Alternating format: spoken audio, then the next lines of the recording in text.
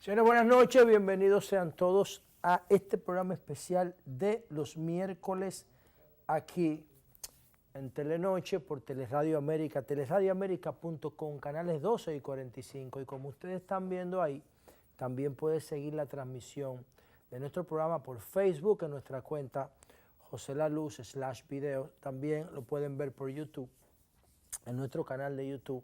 Y gracias a todos. Dentro de unos días también lo van a poder seguir por Twitter, por Periscope, en nuestra cuenta de Twitter, @laluzjose. Gracias por la audiencia. Tenemos que conectar con las audiencias de los dominicanos que están fuera del país, que nos los viven reclamando.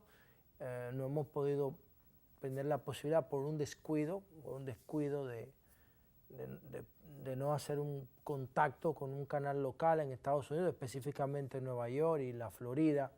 Pero ahora con el auge que está teniendo la internet, podemos darle cobertura a una parte de esos espacios donde viven los dominicanos fuera del país, también en muchos lugares en el interior de que se nos quejan porque el canal lo sacan de los sistemas de cable por el nivel de desorden institucional que hay en este país y problemas, conflicto empresarial y todo ese tipo de cosas. Y nosotros nos sentimos muy a gusto en este canal, pero ese problema es frecuente, de que se viven quejando prácticamente a diario, de que no te veo en tal sitio, que hoy te sacaron, que esto es un problema terrible. Y eso lo vamos a solucionar complementando la transmisión de nuestro programa por las diferentes redes audiovisuales que tenemos disponibles, mientras ahí están en pantalla, mientras que la sociedad está. Ahí está en Facebook, La Luz José y José La Luz en YouTube. Y esto va a ser mientras la sociedad mundial siga en paz, porque Estados Unidos controla la Internet. La Internet la diseñó el Departamento de Estado en 1968 para pelear contra Rusia. Cuando cae el muro de Berlín, entonces la Internet se convierte en www, una red de comunicación mundial. Conectaba las computadoras a través de las líneas telefónicas y después de 1990, entonces, del Departamento de Defensa norteamericano pasó al Departamento de Comercio, quien dirige la Internet ahora mismo en la sociedad actual. Entonces, la Internet es posible por una estructura de cables submarinos y por una estructura de satélites. Y esas dos estructuras, tanto la satelital como la submarina, los Estados Unidos controlan la mayor parte de la red mundial. Entonces, los Estados Unidos, con ese liderazgo de Donald Trump tan agresivo y ese liderazgo chino que también no baraja pleito, ese liderazgo ruso de la Guerra Fría con Vladimir Putin tan agresivo, y entonces escenarios de conflicto como Venezuela en América Latina, que está buscando un padrinazgo ruso y un padrinazgo chino, o escenarios como el de Corea del Norte, que no necesita padrinazgo chino ni padrinazgo chino porque está en Asia. Y como está en Asia, China automáticamente lo considera un área de su influencia. Estados Unidos está amenazando a Donald Trump con que le va a llover furia y fuego a Corea del Norte.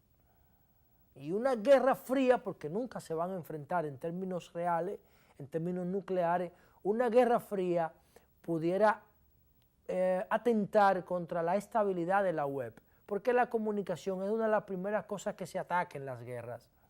Y si se atacan los sistemas satelitales y si atacan los cables submarinos, nosotros pudiéramos volver a un esquema de guerra fría y no tuviéramos Internet.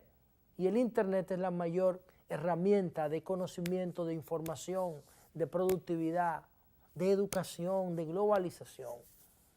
Y la Internet es el eje de toda la política pública que nosotros debemos diseñar de cara al futuro. Pero mientras, y ojalá que esos escenarios no se produzcan, nosotros vamos a beneficiarnos de la maravilla y la ventaja de la web y vamos a llevarle las ideas de Telenoche a todas las partes del mundo por nuestros canales de YouTube y de Facebook y también de Twitter en los próximos días. Dicho esto, vamos a agradecer algunas comunicaciones que nos han llegado. Esta del Ateneo Dominicano que invita, bueno, esto es, déjame ver, Hoy estamos a 9. Bueno, ya esta invitación era para hoy, a las 7. El título corrupción, principal obstáculo del crecimiento económico del país. Bueno, ojalá que les haya ido bien. El expositor era Hugo Álvarez, el presidente de la Cámara de Cuentas, del Ateneo Dominicano. Ojalá que les haya ido bien. Ojalá que me inviten a la próxima, porque es un ciclo de conferencias sobre corrupción. Invítenme, que Liderazgo Responsable tiene una tesis totalmente distinta a la que todo el mundo maneja sobre corrupción. Invítennos. Y tenemos una propuesta que se llama Revisión de Patrimonio, que ataca la corrupción sobre la base de la tecnología y la estadística y la eficiencia y la transparencia. A nosotros nos gustaría participar. Ojalá que les haya ido bien.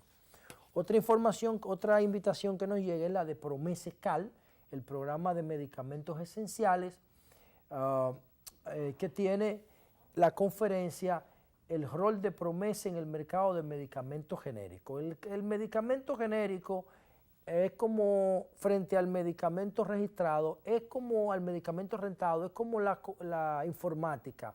Los códigos libres como Linux y Android, y los códigos cerrados como Apple y como Windows, como Microsoft.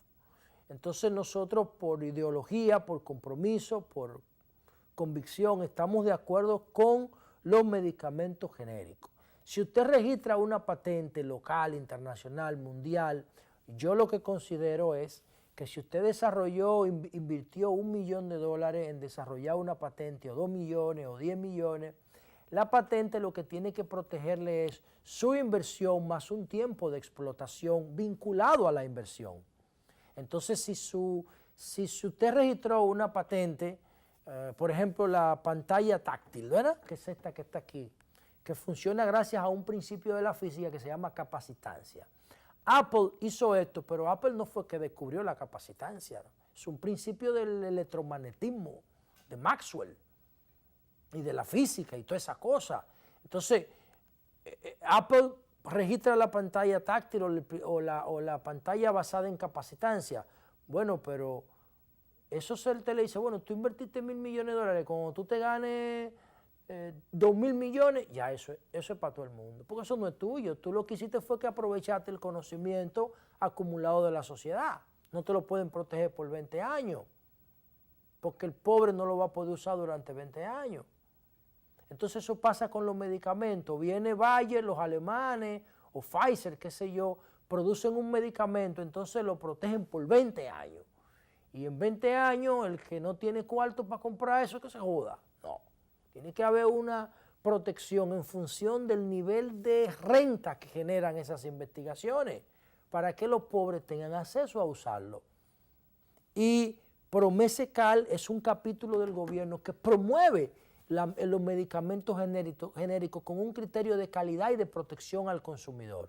Y por eso nosotros apoyamos a PROMESE y invitamos a esta conferencia a propósito de el aniversario, del 33 aniversario de PROMESE. El rol de PROMESE en el mercado de medicamentos genéricos, doctor Miguel Ureña, epidemiólogo mocano, un insigne médico dominicano, el martes 22 de agosto a las 6:30 de la tarde en el Crown Plaza del Malecón. Eso es en el Malecón Center. Vamos a estar ahí en esa conferencia sobre los medicamentos genéricos. Y por último, tenemos aquí también ya, para irnos a la pausa con nuestro personaje del día y empezar el programa formalmente, este programa de pagos recurrentes que Edesur puso ayer en circulación.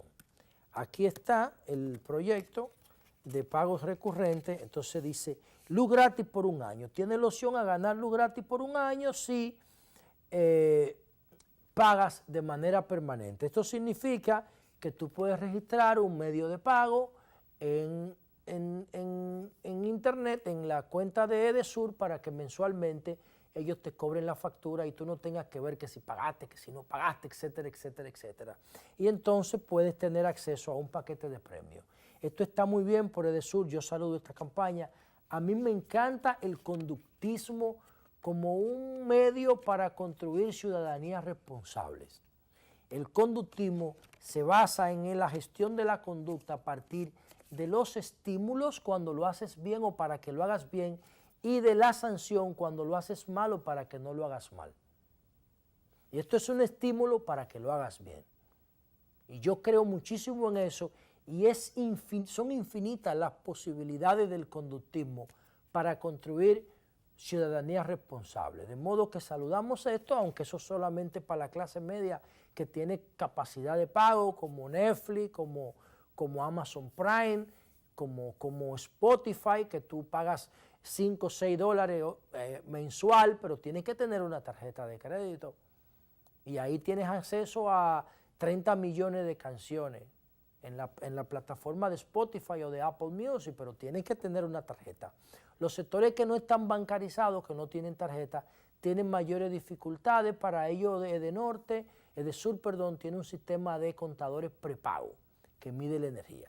Bueno, señores, miren, después de estas invitaciones que nos tomaron un tiempecito hoy, ustedes saben que los miércoles nosotros utilizamos el programa Telenoche, gracias a sus patrocinadores, para promover liderazgo responsable. Y los temas que vamos a tratar hoy, le vamos a aplicar los fundamentos y el método de trabajo de liderazgo responsable. Bueno, el primer tema que vamos a tratar hoy, y va a ser nuestro personaje del día, es el asesinato de Fernely Carrión, un muchacho de San Pedro de Macorís que fue asesinado este fin de semana por el cura Elvin Taveras Durán, aquí en Santo Domingo Este. Elvin Taveras Durán Fernely Carrión Sabiñón era monaguillo de la iglesia de este padre, que es un tipo con un comportamiento asesino, mano, y era representante de Dios en esa comunidad.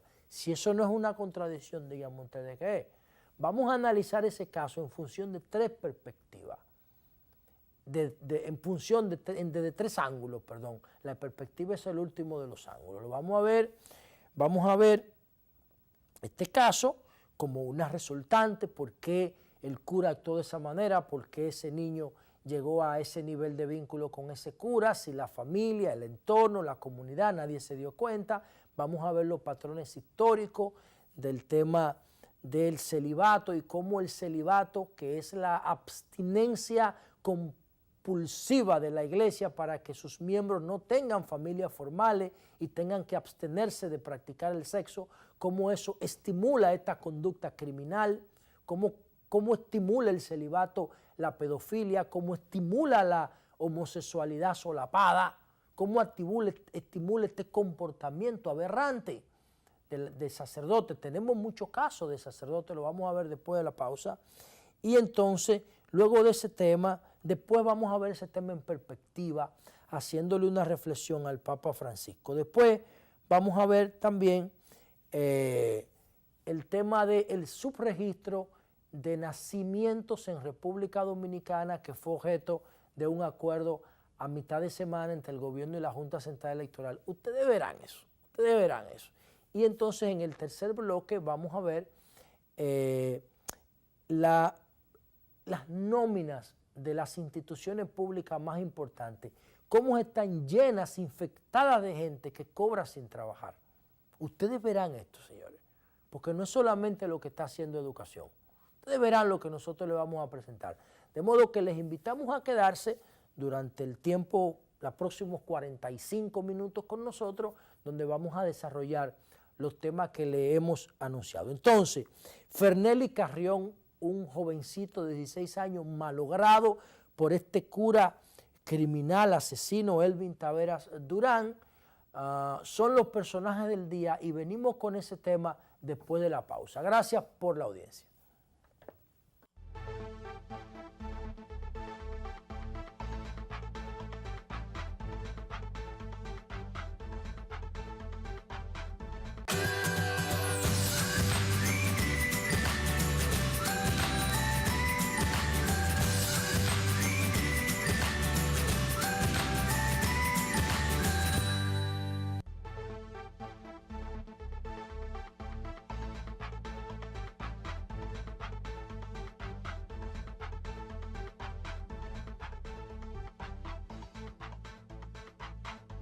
Nuestros personajes del día esta noche son el sacerdote Elvin Taveras Durán y Fernelis Carrión Saviñón, cuyos nombres salieron a la luz pública hace 2 días como protagonistas de una trágica historia de abuso y muerte. Tras varios días desaparecido, Fernelis, de apenas 16 años, fue hallado muerto ayer martes cerca de Sabana Grande de Boyá, en la carretera que comunica a Villamella con la provincia de Monteplata. Fue asesinado a martillazos. Sus familiares de inmediato acusaron a Taveras de ser responsable del hecho. El sacerdote ofrecía misas en la parroquia Nuestra Señora de Fátima en Villamella, Santo Domingo Norte, donde el adolescente, a quien éste conocía desde su niñez, residía con su familia, con quienes supuestamente el sacerdote mantenía una relación cercana.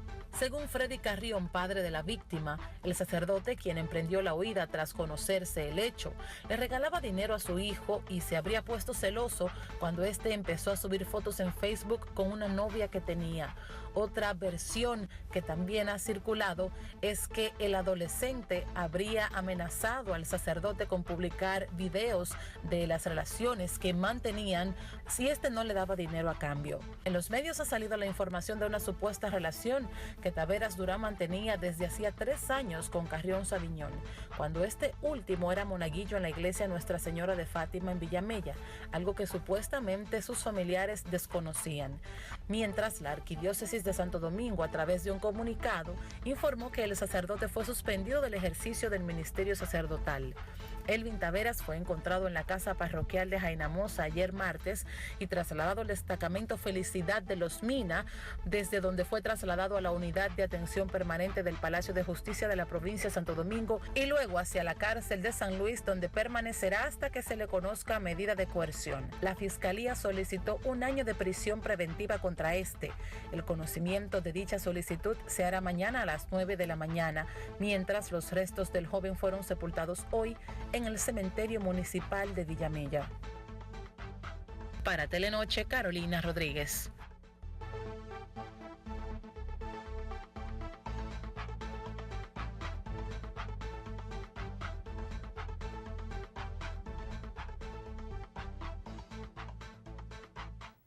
Bueno, señores, miren, ahorita dijimos Santo Domingo Este, Santo Domingo Norte, en Villamella, el caso de Fernelis Carrión y este cura, señores, Elvin Taveras Durán. Detrás de esa sotana lo que había era un jodido criminal, pero no solamente un criminal accidental, porque una persona puede cometer un acto de locura en un momento dado. No, porque es que el tipo no está muerto de una puñalada. Se habla incluso de que lo degollaron, con un martillo le dio. Entonces era una vaina con saña, ¿no? La mayoría de los casos de esta naturaleza, cuando hay homosexualidad de por medio, es con saña. ¿Recuerdan ustedes el caso del diácono Emeregildo Díaz? Hace como 10 años de esa vaina, que el tipo tenía un vínculo con un muchacho y el muchacho se casó. Y el diácono no solamente lo mandó a matar con tu novia. Y contrató a un oficial de la policía que era chofer del director de la Defensa Civil de esa época, del gobierno de Hipólito, Lora Salcedo creo que se llamaba. Yo recuerdo porque yo estaba empezando en los medios en esa época. Y entonces, ¿qué ocurre? Que el tipo, el diácono Emeregildo, le pagó un dinero a ese sargento, un oficial, no sé, que trabajaba con el de la Defensa Civil, y fue el tipo y lo quemó, lo metió en unos tanques en Aso y lo quemó a los 2 jóvenes. Yo no sé, tengo que buscar, voy a buscar cuando termine hoy el programa la actualización de ese caso, porque tiene que estar preso el diácono, obviamente. La última vez que vi de él el año pasado era que estaba solicitando de que tenía un problema de la próstata, que lo dejaran salir, ese criminalazo. Y entonces recuerdo que estaba su hermana metida en el lío y el mismo general Lora Salcedo, que no sé qué fue de él, porque jamás lo he vuelto a escuchar, nada de eso. Pero sé que los dos que trabajaban con el general, porque hubo uno que trabajaba con el general que lo encontraron muerto en una cabaña también. Y el padre y el general eran canchanchanes. Y el Ministerio Público era Perfecto Acosta en esa época, que yo lo entrevisté varias veces cuando yo estaba en la Z sobre ese caso. Él vinculaba al general con el caso y decía que el general y la hermana del diácono le habían servido una estructura al diácono para que matara a esos jóvenes. Y este caso se parece muchísimo, aunque además del caso de Wosolowski, ustedes tienen el caso de, además del caso de Meregildo, tienen el caso de Wosolowski, que iba ahí a la plaza del puerto aquí, del malecón, a buscar niños limpiabotas. El representante del Papa aquí, señores, de Benedicto XVI, a la estatua de Montesino, a ofrecerle dinero a niños limpiabotas sin padre, para que le hicieran sexo oral. El Wosolowski, que después lo metieron en el Vaticano preso y dije que se murió, seguro lo envenenaron. Pero ese Wosolowski se fue de aquí como los Palma Mejía, por el aeropuerto, y nadie le dio ni un pellizco. Y el caso del otro polaco, Woski Hill, una vaina rarísima. Wosolowski era polaco y Woski Hill también, porque los polacos tienen mucha influencia en la Iglesia Católica después de Juan Pablo II, que ayudó a tumbar el comunismo. Y Polonia es uno de los bastiones del catolicismo, el primer país invadido por Hitler. ¿Y qué ocurre? Que ahí está el padre, que Woski Hill, un nombre rarísimo ahí. Y después ustedes saben el caso del padre Johnny en Constanza, que también se vinculó a casos de violación de niños. Y en todos estos casos no ha habido una reflexión de la iglesia profunda sobre estos temas. Lo que hace la iglesia es o que se queden bajo perfil o que hace esas acciones, como ahora, por ejemplo, que separaron de su rango a la rata esta que mató al joven de San Pedro de Macorís, pero no hay a la rata Elvin Tavera se llama, el sacerdote este que mató al niño Fernelli Carrión, pues el niño tiene 16 años, pero él empezó a violarlo cuando el niño tenía 11 o 12 años. Una cosa espantosa, inimaginable. Entonces la iglesia no ha hecho una reflexión profunda en República Dominicana sobre todos estos casos aberrantes que contradicen el rol de todos estos sacerdotes perversos y depravados en la sociedad. Pero el caso más grande es el de Higüey, el del hogar de niños San Francisco Javier en Higüey, en la provincia de Altagracia, porque ese caso era que los padres que no tenían con quién dejar sus hijos porque eran muy pobres, tenían que trabajar, se lo daban a cuidar a ese hogar de niños bajo la dirección de la Iglesia Católica. ¿Y qué hacían esos diáconos que estaban ahí? Recuerdo que había un cubano que era que dirigía eso. O pues lo vendían los niños y lo utilizaban para orgía y para homosexualismo y para proxenetismo y negocio sexual. Lo vendían como mercancías sexuales a los niños de las madres pobres. Y esos señores se quedó en el aire, agarran y metían un haitiano por eso. Y dos más, y después lo quemaron en una cárcel en Higüey. Se quedó en la impunidad toda esa vaina. Y esa impunidad es la que ha permitido que estos casos sigan sucediendo. Obviamente, no es solamente eso la causa de la violencia resultante que nos espanta con esta tragedia hoy. No, yo le quiero dar otros dos ejemplos. Yo me puse a estudiar el celibato. Lo había estudiado por parte, pero cuando pasó este caso busqué algunos datos y resulta que tú encuentras celibato en los hindúes hace 6.000 años. Tú encuentras celibato en los budistas japoneses hace 4.000 años. Tú encuentras celibato en Platón, padre del idealismo griego. El celibato no es de la Iglesia Católica. La Iglesia Católica lo adopta en el Nuevo Testamento, porque en el Viejo eso no existe. Lo adopta por una interpretación bíblica. Los judíos entienden que Dios dijo que hay que llenar la tierra y multiplicarse y poblarla.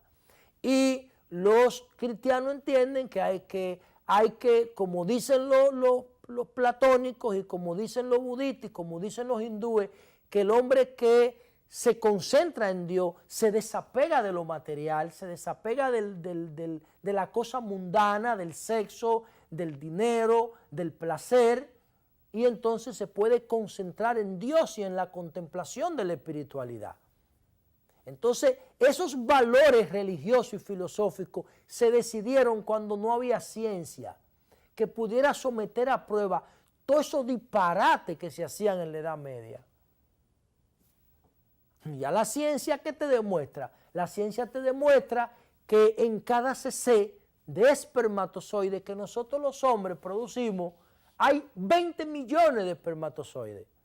Y una producción de esperma promedio de una persona que tiene 2 o 3 días sin eyacular puede tener 3 o 4 cc de esperma. Estamos hablando que en cada emisión de esperma de un ser humano, de un hombre sano, pueden haber 80 millones de esperma. ¿Ustedes se imaginan qué pasaría si esa cantidad, esa producción de espermatozoides se reprime?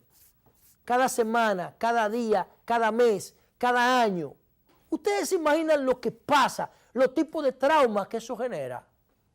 Pónganse a pensar, si en cada eyaculación hay posibilidad de que se generen 80 millones de esperma, ¿qué pasa en un mes de represión de esperma, en un año, en un lustro, en una década? Entonces la iglesia no solamente reprime el sexo, la iglesia reprime la masturbación. Reprime la masturbación.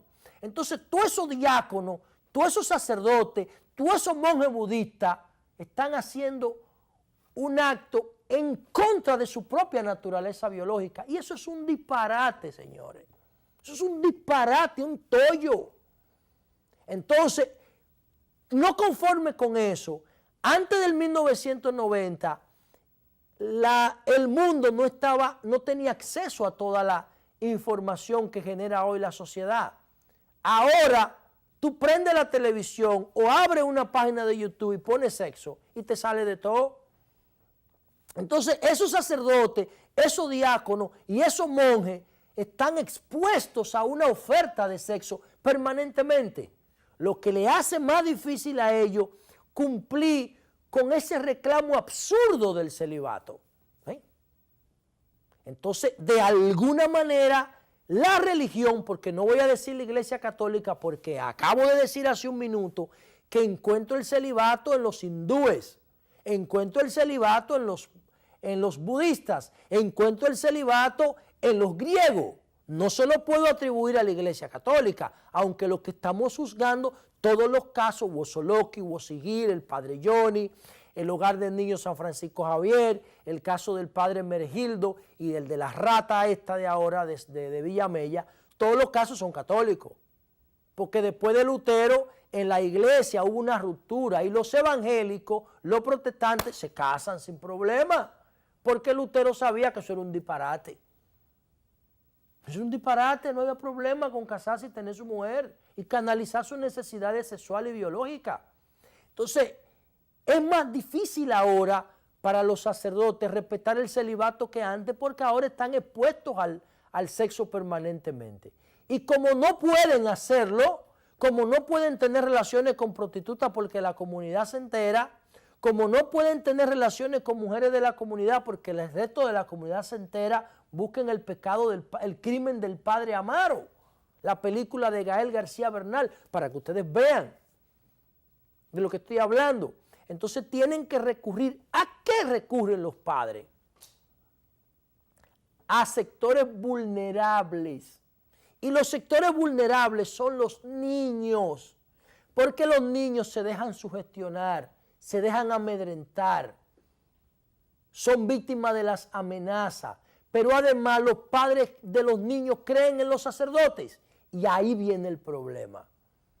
Los sacerdotes tienen con esa sotana una autoridad sobre la comunidad y aprovechan esa autoridad para abusar de los menores. Wosolowski, el padre Johnny, el padre Wosigil y el padre Meregildo y la rata esta de Santo Domingo Norte, Elvin Tavera, todos los casos con niños. ¿Ven? Porque los niños son miembros de un grupo vulnerable, que son más fáciles de manipular y chantajear. ¿Dónde vienen los problemas? Cuando los niños se van haciendo adultos.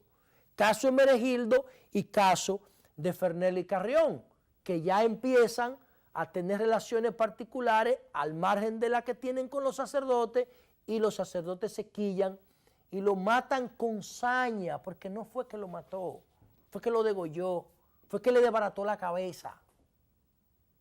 Entonces, por último, el análisis del tema en perspectiva.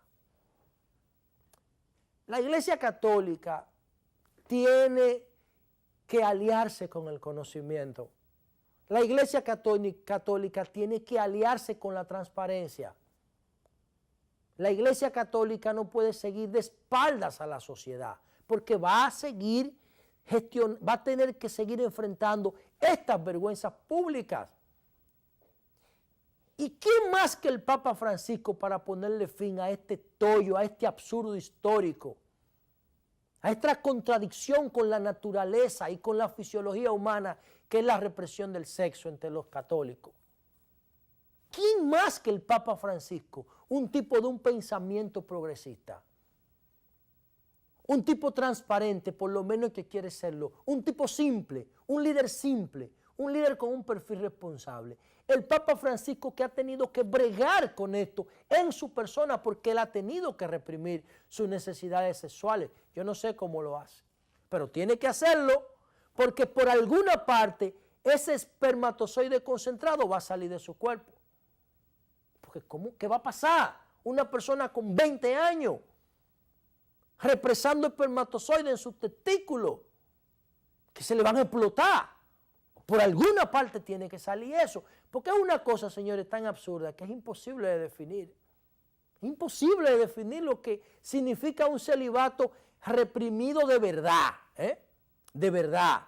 Porque si usted dice que no, que yo soy célibe y desde que nadie lo está viendo, usted se masturba viendo una película de sexo, parece un disparate. Pero un tipo que de verdad crea que eso es verdad, esa vida hay que hacerlo. ¿Te imaginas? Tipo reprimiendo esperma 1 año, 2 años, 3 años, 4 años. ¿Qué hace con eso? Díganme. Yo quiero que alguien me llame, me escriba y me diga, ¿cómo diablo eso se puede reprimir? Eso cada 2 o 3 días hay que sacarlo del cuerpo, porque es que la naturaleza genera el esperma porque el sexo es una acción de sobrevivencia. Es una necesidad vital la reproducción sexual. Pues la iglesia dice que no, que hay que reprimir el sexo. Entonces el Papa Francisco es el más llamado a ponerle fin a esta cosa tan absurda del celibato en la Iglesia Católica para empezar a cortar esta cadena de escándalos. Y lo voy a decir con muchísima pena porque vengo de una familia católica, mi esposa es católica, estoy rodeado de católicos, pero la Iglesia es responsable moralmente por los casos de pederastría o de pederastia, qué sé yo, como le pusieron a las violaciones de niños, por los casos de las violaciones de niños, por los abusos a los niños y por estos asesinatos salvajes. Y así como está este caso de ahora de Villamella y los 4 que le mencioné anteriormente, tienen que haber, por cada caso de esto hay 100 o 200 tapados. Mientras no resuelvan el tema del celibato y eliminen esa cosa tan absurda, vamos a seguir enfrentando estos escándalos, estos crímenes salvajes. Y la iglesia moralmente es responsable de que estas cosas ocurran. Vamos a hacer un cambio y venimos con el acuerdo entre la Junta y el gobierno para eliminar el subregistro y los registros tardíos de nacidos en República Dominicana.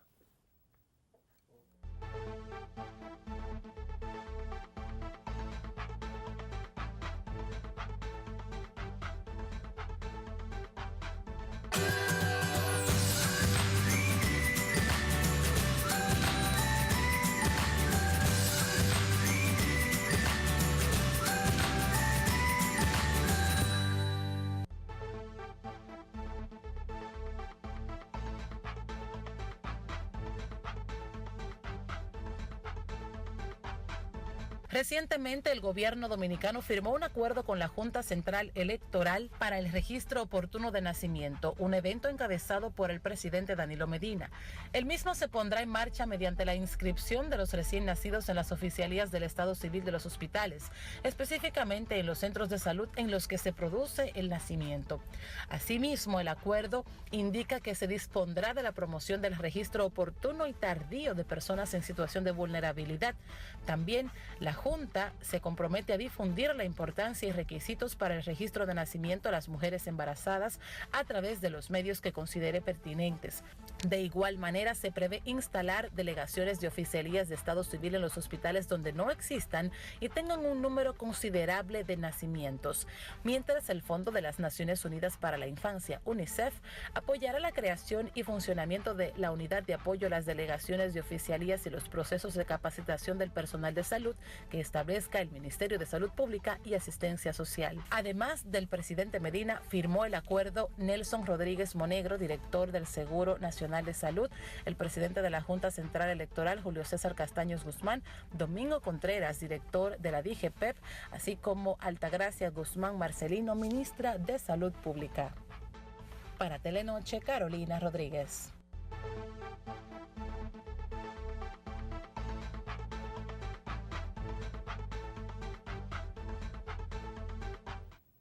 Bueno, señores, miren, después de más de 170 años de nosotros existir como país, como nación, como sociedad, como Estado, y después de más de 20 años del PLD haber llegado al poder, 21 años, ¿ustedes creen que es justo que en este país más del 12% de los niños que nacen no se registran? No los haitianos, no, de los dominicanos.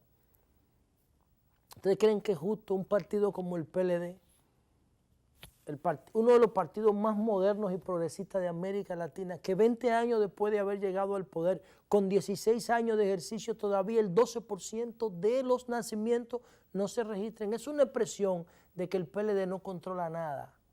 Porque ese 12% de los niños nacidos, el gobierno no sabe dónde está, porque ni siquiera lo ha registrado.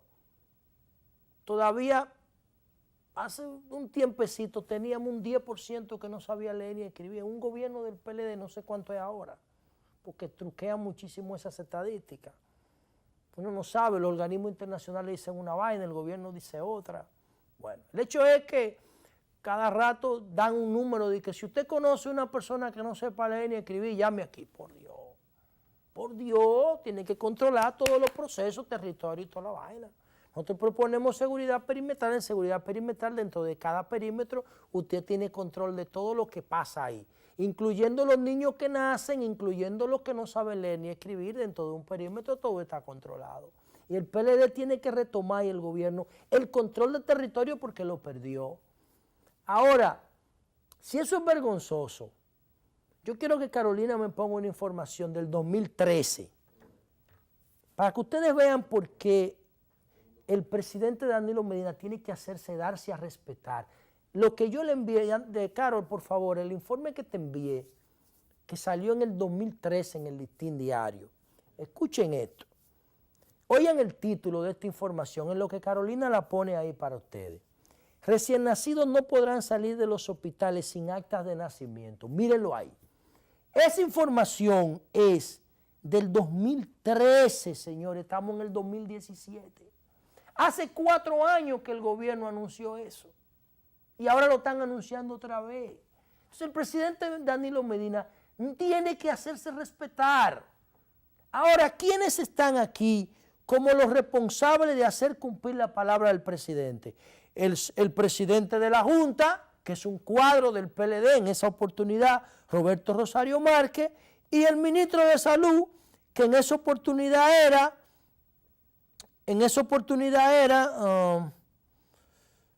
le voy a decir ahora,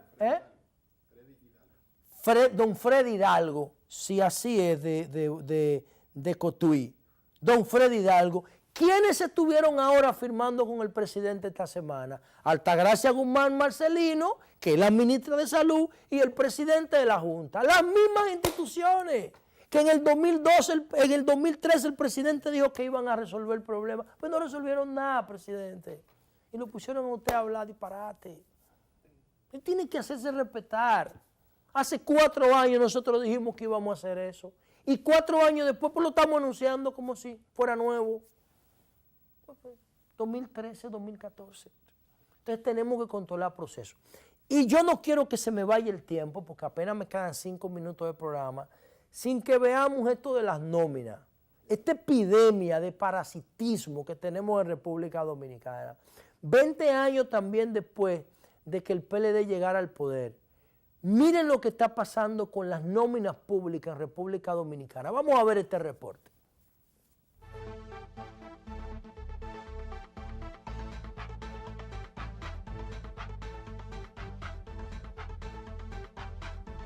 El ministro de Educación, Andrés Navarro, ofreció una rueda de prensa ayer martes en la que informó que luego de una inspección de técnicos de esa institución se dispuso el desbloqueo salarial de todos los docentes que estaban laborando en otro lugar diferente al de su nombramiento, mientras que 3.929 se mantendrán fuera de nómina porque se constató que no laboran.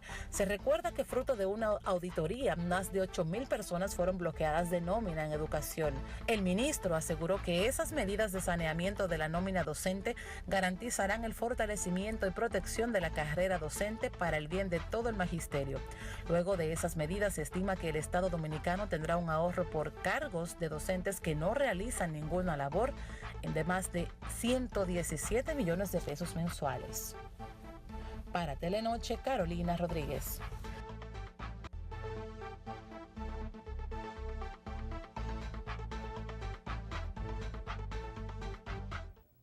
Ayer el ministro de Educación estuvo aquí en el programa y nos dijo que de 90.000 profesores registrados había 7.000 que él no sabía dónde estaban.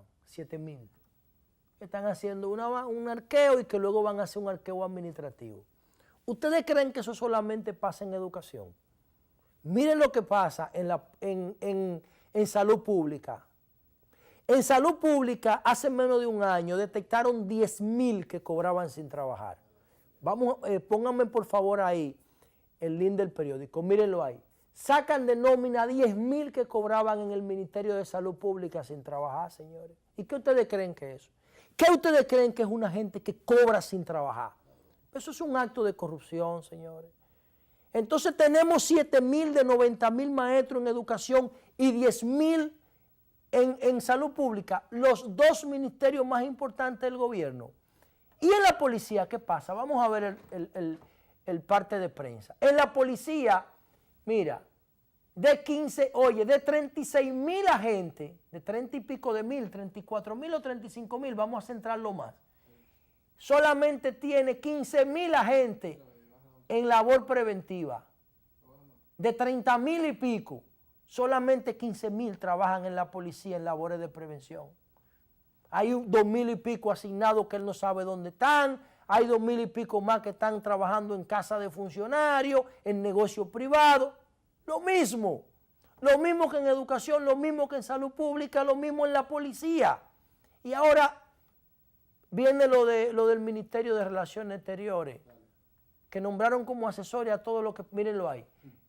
Para combatir la criminalidad solo tiene 15.000 agentes en labor preventiva de 36.000 policías que hay. Y el propio jefe de policía para sus servicios personales tiene 132, señores. Vengan aquí, por favor. 32.000. De 32.000 solamente él tiene 15. Bueno, lo que quiero decir es que ahora a todo este escándalo con la nómina se le suma el caso de Cancillería. De que Miguel Vargas nombró 100, qué sé yo, los PRDistas que perdieron sus curules. Bueno, Miguel Vargas tiene que exigirle retorno y productividad a esos tipos que nombró ahí. Pero ¿y si revisamos el servicio exterior? Si revisamos el servicio exterior, nosotros vamos a encontrar gente que tiene 15 años cobrando sin trabajar en dólares.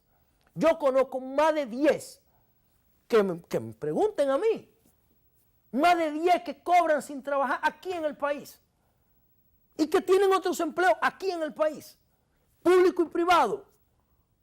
Y eso pasa 20 años después que los PLDistas llegamos al poder, señores. Díganme, un partido que se define en sus estatutos como progresista y como transparente y como eficiente. Entonces eso no puede ser. Y no puede ser por lo siguiente. Leonel y Danilo, que son los líderes del partido y del gobierno, tienen que entender algo. A Balaguer, a Peña Gómez, a Juan Bosch, a Trujillo, a Lilis, lo evaluaba una población con un 4º grado de primaria de promedio académico. Pero ese PLD que ha promovido una revolución educativa y que está invirtiendo el 4% de nuestros recursos en educación, tiene que entender que dentro de 15 años, quienes lo van a evaluar a ellos históricamente son gente educada y van a ver con vergüenza y con actitud asqueante que en nuestro gobierno haya habido decenas de miles de personas que cobran sin trabajar. Porque ya te di el maldito trabajo, cuídalo entonces y siéntete útil produciendo para la sociedad, porque hay que cobrar sin trabajar. Señores, no tenemos tiempo para más. Nos vemos mañana en el showroom digital de los jueves. Gracias por la audiencia.